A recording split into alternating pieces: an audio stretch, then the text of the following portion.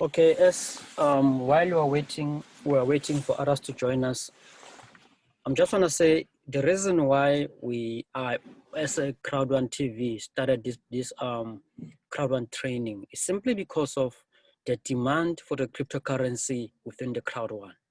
And the leadership announced 2-3 days ago that the upliners need to teach the downliners more about the cryptocurrency, because the products that will be coming in into CROWD1, they will demand you as a CROWD1 affiliate, as a CROWD1 family, as a CROWD1 member to know about the cryptocurrency. So I'm availing myself, but in terms of time, whether we're gonna do it once a week, twice a week, or 3 times a week, the announcement will be made on our Telegram channel.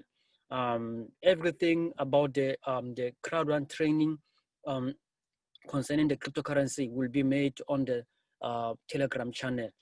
And I know that there was a wrong link that was sent on our channel, on the CROWD1 TV channel, but we have rectified that one.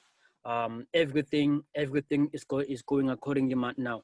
I've sent the right link. People can just join from our YouTube channel.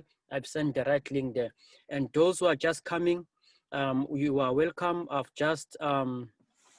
was just briefing in terms of the reason for starting this channel or starting this presentation. In fact, it will go on. It will continuously go on and on, because the cryptocurrency community, this is the new way. It's a new system that has come in, even though it has been there for a number of years. Most people don't know much about the cryptocurrency community. So as a CROWD1 member, we are now see the demand, because even the mixer, even the Epic Lotto that is coming, will be launching in November and December. It will need you guys to use a cryptocurrency, Bitcoin or Ethereum, for you to be able to benefit from it. So please also invite your downliners, or invite anyone who wants to know about the cryptocurrency. We'll be explaining everything into details. As I've said, maybe we'll do it twice a week, Monday and Sunday, or 3 times a week, Monday, Thursday, or Sunday. So we'll see as we continue. The demand will determine how many times we do it, the training. So I think this is the right time to start. We can't wait more than this. It's been now. This is the time is 6:10 now, and yeah, we can just start the presentation. Others will find us on the way. So yeah, let us start.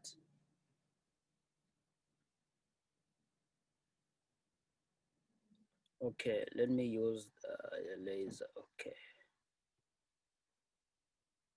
Okay, we know that it was announced that by our leadership that going forward, all the products of CROWD1, in fact, the most of them going forward, will demand us to know about the cryptocurrency, will demand us to know about the Bitcoin, specifically Bitcoin and Ethereum, because those are the two that we are using here within CROWD1. Okay, let me start. Okay, maybe most of the people know about the Bitcoin, but they don't know the details about the Bitcoin, you know. Let me try to explain it in a simplest form, because depending which angle you are coming from, you can define Bitcoin differently, but I want to define it in a very simplest form. In a very simplest form. Let me just okay. Let me just remove this.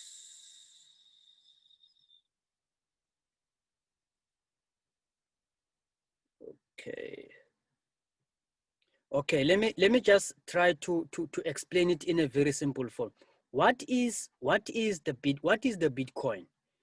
Simply, we can say Bitcoin is a digital money, and this digital money runs on a system. So it is money, but this money, it is digital. It runs on a system. So Bitcoin, it's simply taking the concept of money and digitize it and open it up for the digital world. So this is the money you normally use, but now it is digital. Again, Bitcoin is the accounting system. It is a way of recording transactions and value digitally. Everything it is done digitally so that it can be sent from one person to another direct. You know, we all know the system of a bank. A bank, you can use the bank to send money from one person to another, but you will need the central authority. But for the Bitcoin, you don't need the central authority. You don't need the bank, you don't need the government. Once you have the Bitcoin wallet, you can send the Bitcoin from one person to another. So it is the digital money.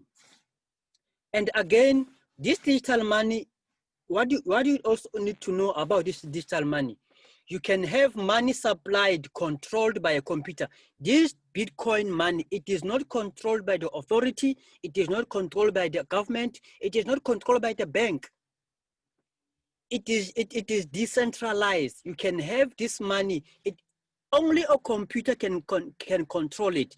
It can determine who gets the what, when gets what. It is also running on the blockchain technology. So I will later explain or going forward or after maybe going forward we'll also talk about the blockchain technology. Okay, let us proceed. But what I need you to remember is this. The most important thing about the Bitcoin is that the backbone of the of Bitcoin is a blockchain. The backbone of the Bitcoin is a blockchain. It runs on the blockchain. Blockchain again on itself is another topic. So we'll also deal on the blockchain as we continue. Okay, let us move to the next slide. You know, when we talk about Bitcoin, né, we are talking about this whole coin. It is called the Bitcoin, the Bitcoin. But actually, you are not owning, if you are not owning the whole coin, you're only owning the Satoshi. These small dots, they make up all of them. When they are combined, they make a Bitcoin. But we are saying we are owning the Bitcoin, but actually you are owning a Satoshi. You know, it depends how many you own. Millions and millions of this Satoshi, they make up one Bitcoin. Okay, even though you say you own a Bitcoin, but you must know that you are owning a Satoshi.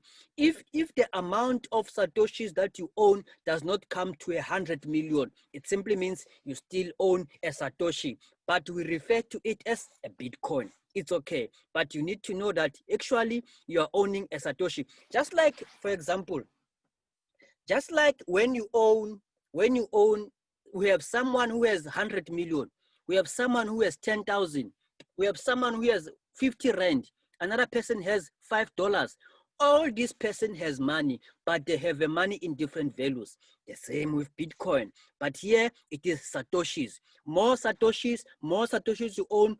If you have 100 million of them, it means now you have one Bitcoin. Okay, let us proceed. Okay, this is okay. This is how Bitcoin is being broken down. One Bitcoin, when you have one Bitcoin, you are simply having, when you have 100 million Satoshis, 100 million Satoshis, you have one Bitcoin. But as long as you have less than 100 million Satoshis, you don't have a Bitcoin, you have a Satoshi. But we normally refer them as Bitcoins. So one Satoshi, this this digit, they represent how many Satoshis you have. Okay, when you have 10 Satoshis, this is the digital numbers for 10 Satoshis, and it goes to 100,000, 10,000, and up to 1 million, 100 million. So what you're supposed to know, the moment you have 1 million Satoshis, you have one Bitcoin. But as I've said, normally we refer to, irrespective how many Satoshis we have, we say we have a Bitcoin. But at least you know by now that even if you have Satoshis, we refer them as Bitcoin. But in reality, for you to own one Bitcoin, you must have 100 million Satoshis. Let us proceed. Okay, another thing you must, this is a Bitcoin wallet. We call it a Bitcoin wallet. A Bitcoin wallet, let me make an example. When you want to open an account, you go to the bank, you open an account, and they give you a card, and that card has a code, and that code gives you access to your money. It is the same with Bitcoin. Once you have a Bitcoin wallet, you can save all your Bitcoin in this wallet. And from this wallet, you can send Bitcoin to anyone you want to send to. Anyone, anywhere in the world, at any time. You don't need the central authority and you don't need the government. This is the good thing about the Bitcoin. We don't have a person who says, I control the Bitcoin. We don't have the central authority that says, I control the Bitcoin. Once you have the Bitcoin wallet, you can save your Bitcoin. And you know what? To open a Bitcoin wallet, it is easier than to open the bank account. It's so easy. Opening the bank account, they will need you 1, 2, 3, your ID, proof of residence. Sometimes you must earn a certain amount of money. But for the Bitcoin, all of that it is not there. You just go to the internet, you identify the platform where you can open the Bitcoin wallet. You open a Bitcoin wallet. It takes 3 minutes or the maximum 5 minutes to open the Bitcoin wallet. From there, you can save your money there. So number one, we talk about the Bitcoin. Number two, we talk about Satoshis. Number three, we talk about the Bitcoin wallet. The Bitcoin wallet, this is where you store your Bitcoin. Let us proceed. Okay. Another thing about the Bitcoin wallet, there are three important keys. It is a private key, the public key, and the address.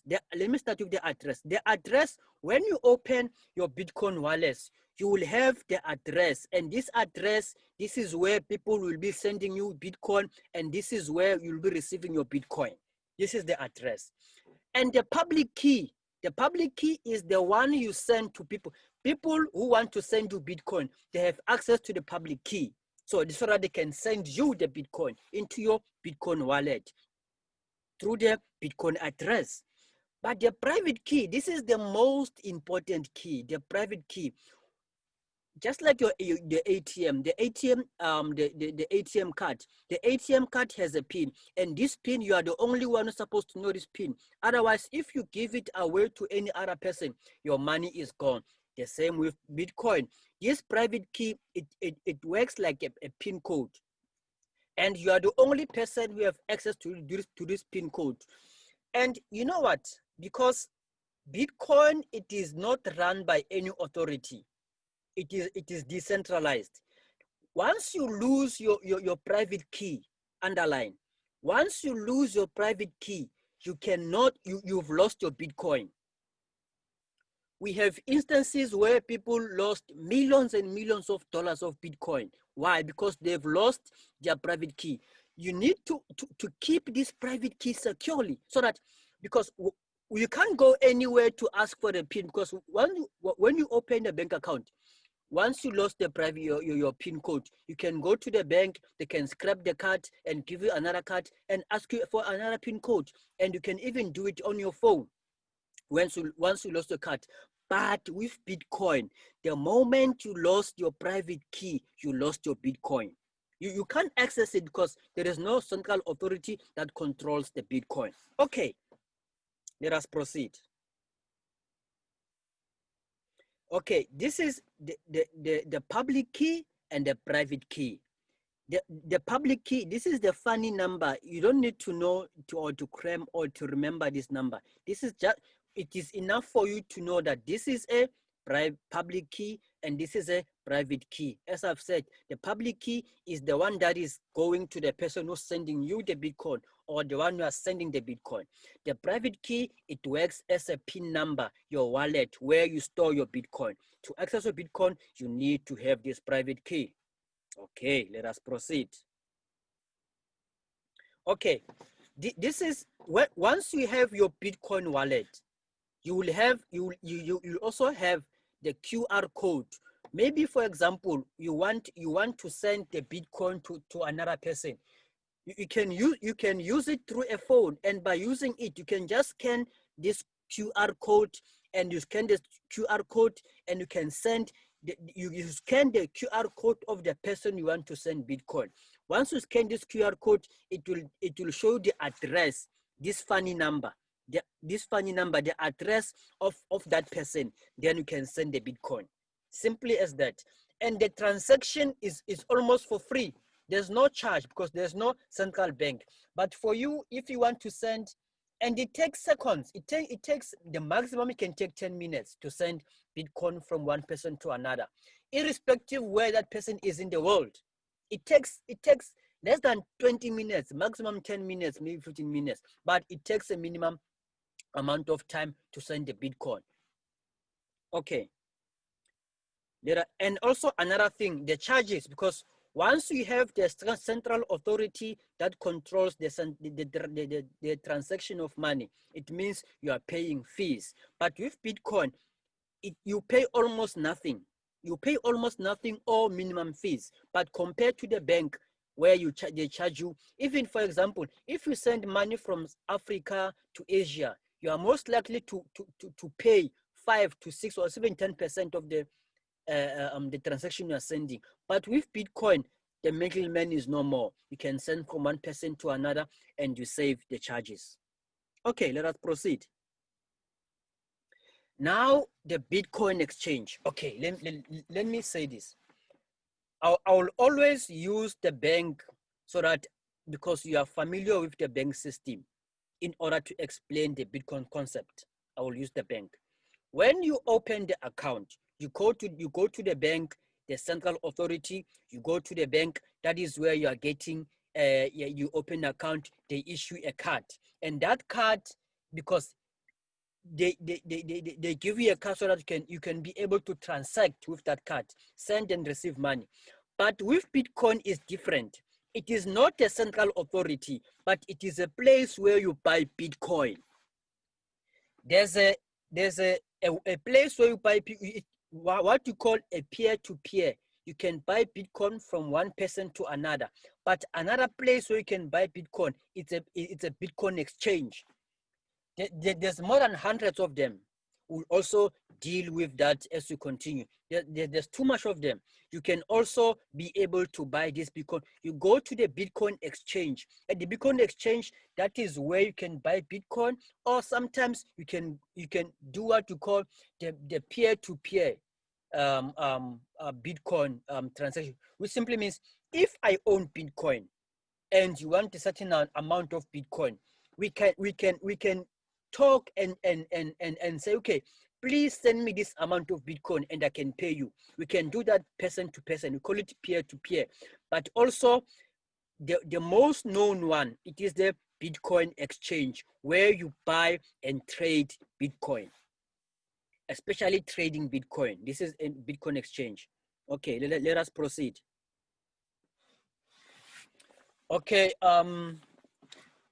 this is the places where you the Coinbase, it's a well-known one, a local Bitcoin. This is the place where you can buy and trade Bitcoin, not only Bitcoin and other cryptocurrencies as well. As you can see, there's more than 5,000 cryptocurrencies, but Bitcoin is the well-known one. So these platforms, the Coin Mama, local Bitcoins, Coinbase, this is where you can go, you can download, put it in your computer or in your phone, and you can open the Bitcoin wallet, and you can save it in this platform, and you can have a Bitcoin and keep it safe there.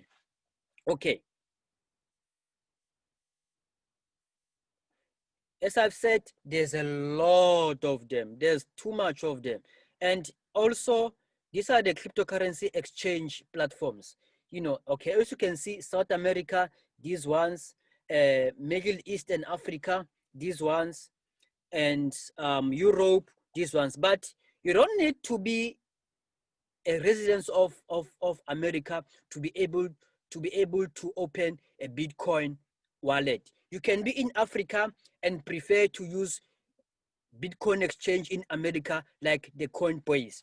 And you can be in America and be able to open the Bitcoin wallet with one of these from Africa. So it doesn't matter where you are, because Bitcoin, it is international. It knows no borders. It is operating internationally. So it doesn't matter where you are in the world, you'll be able to buy Bitcoin using any platform, any cryptocurrency exchange. Okay. The first one you said, the Bitcoin. The second one, Satoshi. The third one, Bitcoin wallet. The fourth one, Bitcoin exchange. This is the Bitcoin exchange. We'll also go deeper in terms of explaining to you the advantage and disadvantage of crypto Bitcoin exchange. Let us proceed. Okay, this is Bitcoin mining. And when you talk about Bitcoin mining, we don't talk about a Bitcoin being stored underground and this guy is trying to mine Bitcoin. But we have the term Bitcoin mining within the cryptocurrency. But this concept is wrong. I mean, this like as you see the picture there, Bitcoin is not underground. You don't use this machine to go and mine Bitcoin. But we have the concept of Bitcoin mining. Bitcoin mining we do have, but not in this way. I will explain as we proceed. And also, Bitcoin does not reside underground, because we are saying mining, we are thinking of gold, we are thinking of diamond, we are thinking of oil, we are thinking of precious stones. But for Bitcoin, even though we say mining, it does not reside underground. No. Let us proceed. And again, we don't use this machine to mine Bitcoin. No. But most of the time when you go to the internet, these are the pictures that you will see. They are just trying to show you that because you are familiar with mining and the concept of mining, they are using that concept to try to explain to you that even in Bitcoin, you can mine Bitcoin. But how do you mine Bitcoin? This is how you mine Bitcoin. Because Bitcoin, you remember when I started, I said to you, Bitcoin is a digital money, and this digital money can be mined digitally. So we use sophisticated computers to mine Bitcoin. As you can see, this at least this picture, it comes close. It comes close because you see, this is a computer, and these guys are using computer to do what? To mine Bitcoin. But let me even bring you much closer so that you understand how to mine Bitcoin. These are the machines that are used to mine Bitcoin. These are sophisticated computers that are used to mine Bitcoin, and they are very, very, very expensive. Ordinary person cannot mine Bitcoin. You know, I know there's people on the internet, they say, you know what, come, we'll teach you how to mine Bitcoin. Bitcoin mining is not for beginners. And it's not for people who don't have money. For you to be able to mine Bitcoin, you must be a millionaire, at least a millionaire. But there are those people who are mining Bitcoin and on a smaller scale, And this system, it demands a lot of electricity. A lot of electricity it is required for you to be able to mine Bitcoin. So you must be able, first, before you start talking about mining Bitcoin, you must first start talking about how to invest in electricity, because it demands a lot of electricity. This is one of the, this is one machine. This is one machine. This is one machine. You see how many machines to mine Bitcoins? Because mining Bitcoin is not a small thing. You are mining Bitcoin using, and it's not just the normal computer. I think one computer, when I checked, most of them are from China. one computer to mine Bitcoin, the one that I used to mine Bitcoin, it cost something like $750. And it is a small machine. Can you imagine how much it costs to put all this system? Very expensive to mine Bitcoin. So Bitcoin mining, and you also, because it costs a lot of money, you will need the expert, people who know their job. You can see these are people who've been in the game. They know what they are doing. So you will need expert for you to be able to set up all these systems so they can be able to mine Bitcoin. Bitcoin is not for starters. If you want to invest in Bitcoin, it is better for you to trade. Buy Bitcoin, keep it, trade it. But if you want to venture into this system of Bitcoin mining, you must know your story and you must have more than enough money, even more than enough money to lose. If you have money and you say, you know what, if it happens, I lose this money, it's fine, then you can go and mine Bitcoin. But for ordinary people who just want to have Bitcoin, they can just trade, buy Bitcoin, keep it. As increasing value, you can make profit. Okay, let us proceed. And then these are the people who are mining Bitcoin on a smaller scale. At least this one, you know, on a smaller scale, not like those big machines, at least on a smaller scale. And you can see this person, he started maybe by buying this one, and you went all the way. As he make profit, he continue and buying the whole system. But even this system, it costs a lot of money.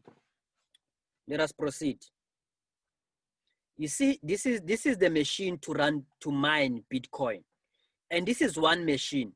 This machine alone, it costs close to $750. One machine. So, and also you need to have it will demand a lot of electricity to mine this Bitcoin. Okay, let us proceed. You see, places like China, you know, because sometimes they are using water to run electricity. It is lesser for them, because that is why most of the people who are mining Bitcoin are in China, because of the electricity demand in China is less. But anywhere else, for you to be able to run this system of Bitcoin mining, you must first invest in electricity. You must have enough power for you to be able to sustain this system that you want to run, which is Bitcoin mining. So Bitcoin mining, it is not for ordinary people, but it's for those who have enough money and more than enough, even to run care to, if it happens to they lose their money. Because sometimes if something goes wrong, the supply is too much. The supply is too much of electricity. Your computer can even crash and you lose money. Okay, let us proceed. I want you to show you, this is the average rate to mine Bitcoin. Let's come nearer home. In Sri Lanka, to mine Bitcoin, it costs $11,630 in Sri Lanka to mine Bitcoin. That is the cost, the electricity cost to mine Bitcoin. Let's come to South Africa. In South Africa, because of the electricity, in South Africa, the cost of mining Bitcoin in South Africa, one Bitcoin is 5,948. The cost of mining Bitcoin in South Africa. Let us cross and go to Belgium. In Belgium, if you are in Belgium and you want to mine Bitcoin, this is how much it costs: $13,482.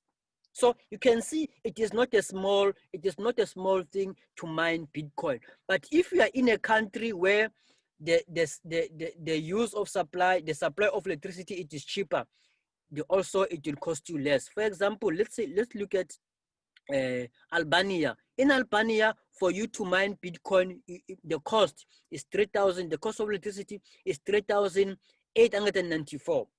So at least it is less compared to maybe Brazil or maybe Belgium.